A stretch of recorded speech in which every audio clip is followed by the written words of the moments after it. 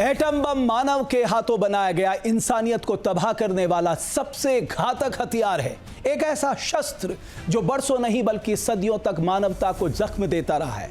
इसी को लेकर गीता के 11वें अध्याय में 32वें श्लोक में कहा गया है, कालः अस्मि लोकक्षय कृत प्रविद्धो लोकांस महार्तुम्यः प्रवृत्तः। इसका मतलब है मैं ही काल हूं, तमाम लोक का विनाश करने वाला और इस संसार में सभी दुष्टों का संहार करने वाला। दावा किया जाता है कि एटम बम का आविष्कार करने वाले ओपनहाइमर गीता के इसी श्लोक से प्रेरित थे। पाकिस्तान ने अपनी चालबाजियों से एटम बम बना तो लिया, यही वजह है और उसके तमाम लीडर एटमी ताकत को लेकर लगातार गीदड़ भभकियां देते फिरते रहते हैं। लेकिन ऑपरेशन सिंदूर ने पाकिस्तान और उसके शातिर जनरल आसिम मुनीर के तमाम सपनों को चकनाचूर कर दिया। पाकिस्तान की एटमी धमकी फुसफटाका साबित हुई। इस बीच बुलेटिन ऑफ एटॉमिक साइंटिस्ट ने पाकिस्तान के एटमी जखीरे को लेकर जो बड़ा दावा किया है, उसी पर है हमारी एक खास रिपोर्ट।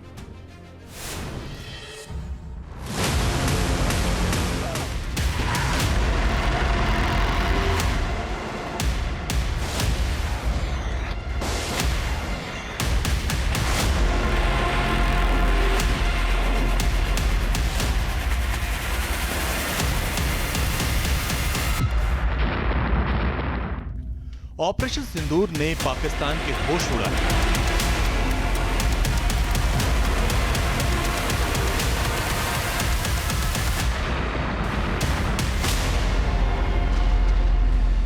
मुनीर शहबाज औकात में आए।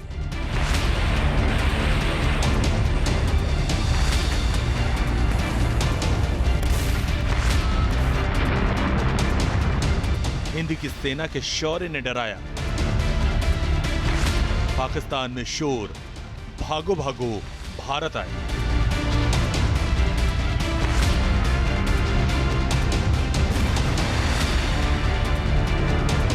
ऑपरेशन सिंदूर के दौरान ब्रह्मोस की मार और राफेल के प्रहार का दर्द मुनीर एंड कंपनी भूल नहीं सकती।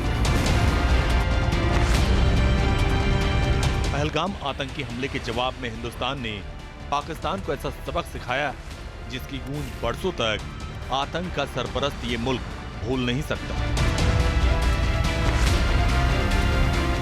सुख चैन की जिंदगी जियो,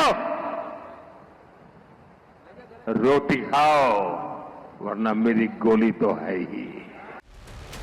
पहले ऑपरेशन सिंदूर और फिर इंडस वाटर ट्रीटी पर हुई स्ट्राइक तक हिंदुस्तान की मार से तड़प रहे पाकिस्तानी हुक्मरानों और फौजी जनरल्स की जुबान पर सिर्फ एक ही बात दिखी, वो थी एटम बम की खोखली धमकी। ऑपरेशन सिंदूर के दौरान सिर्फ 23 मिनट के स्ट्राइक ने पाकिस्तान को इतनी भीषण चोट दी कि उसके हुक्मरान बिलबिला उठे थे। पाकिस्तानी फौज के पिटने के बावजूद शहबाज के लेफ्टिनेंट अपनी जुबान से आग उगलने से परहेज नहीं कर रहे थे। अपनी आवाम के सामने बेइज्जत होने से बचने के लिए इनकी जुबान सिर्फ एटम एटम रट रही थी। हिंदुस्तान की आर्मी से मार खाने के बाद जब मुनीर को पाकिस्तान में मुंह छिपाने की जगह नहीं मिली तो नए नए फील्ड मार्शल बने जनरल अमेरिका पहुंच गए और वहां पाकिस्तान के परमाणु राष्ट्र होने की मुनादी करने लगे। दावा करने लगे कि पाकिस्तान के वजूद पर संकट आया तो आधी दुनिया को डुबो देगा पाकिस्तान। मतलब अमेरिका की जमीन पर खड़े होकर अपने एटमी हथियारों को लेकर बड़े बड़े दावे करने लगे। पाकिस्तानी अवाम और आम फौजियों के सामने इज्जत बचाने के लिए अनाप शनाप बोल रहे थे। पाकिस्तानी जनरल, वजीर आजम और दूसरे वजीरों को देखकर पाकिस्तान के विपक्षी नेता भी हैसियत से ज्यादा बोलने लगे। अपने बड़बोलेपन के लिए कई बार बेइज्जत हो चुके पाकिस्तानी लीडर शेख राशिद तो हिंदुस्तान को सीधी धमकी देने लगे। नफरत की बुनियाद पर बने पाकिस्तान के लीडर कितने झूठ और मक्कार हैं, इसका सबूत ऑपरेशन सिंदूर में साफ दिख गया। भारत से पिटने के बाद ये जीत का जश्न मनाने से नहीं चूके, जबकि ऑपरेशन सिंदूर ने पाकिस्तान की एटमी ब्लैकमेलिंग को मिट्टी में मिला दिया। जब हमारी फौजें न्यूक्लियर ब्लैकमेल की धमकी की हवा निकाल देती हैं तो आकाश से पाताल तक एक ही बात गूंजती है भारत माता की जय। ये जानते हुए भी कि पाकिस्तान के एटम बम किसी काम के नहीं, पाकिस्तानी हुक्मरान अपने न्यूक्लियर जखीरे को बढ़ाने में लगे। पाकिस्तान के परमाणु हथियारों को लेकर बुलेटिन ऑफ एटॉमिक साइंटिस्ट ने रिपोर्ट जारी की। ये रिपोर्ट सैटेलाइट तस्वीरों, खुफिया सूत्रों के जरिए तैयार की गई। इस रिपोर्ट में पाकिस्तान के परमाणु शस्त्रागार की स्थिति की समीक्षा की गई।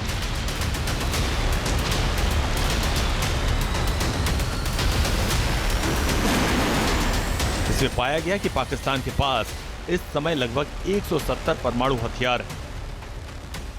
इसमें 2023 के बाद से कोई भी बदलाव नहीं हुआ। अमेरिकी रक्षा खुफिया एजेंसी ने 1999 में अनुमान लगाया था कि 2020 तक पाकिस्तान के पास 60 से 80 परमाणु वॉरहेड होंगे, लेकिन तब से लेकर आज तक पाकिस्तान ने स्मगलिंग से लेकर तमाम गैर वाजिब तरीकों से अपने एटमी जखीरे में इजाफा कर लिया। रिपोर्ट में यह भी कहा गया कि पाकिस्तान ने अपने न्यूक्लियर जखीरे को छिपा रखा है और इसमें इजाफे की कोशिश में जुटा। 80 साल पहले, जी हां 80 साल पहले हिरोशिमा नागासाकी की तबाही दुनिया कभी नहीं भूल सकती, लेकिन पाकिस्तान का रवैया बता रहा है कि उसे इस तबाही का बिल्कुल भी एहसास नहीं है। वो पाकिस्तान एटमी हथियार से संपन्न एक गैर जिम्मेदार मुल्क है। उसकी परमाणु गीदड़ भपकियों के बीच यह जानना जरूरी हो जाता है कि उसके पास परमाणु ताकत आखिर है कितनी।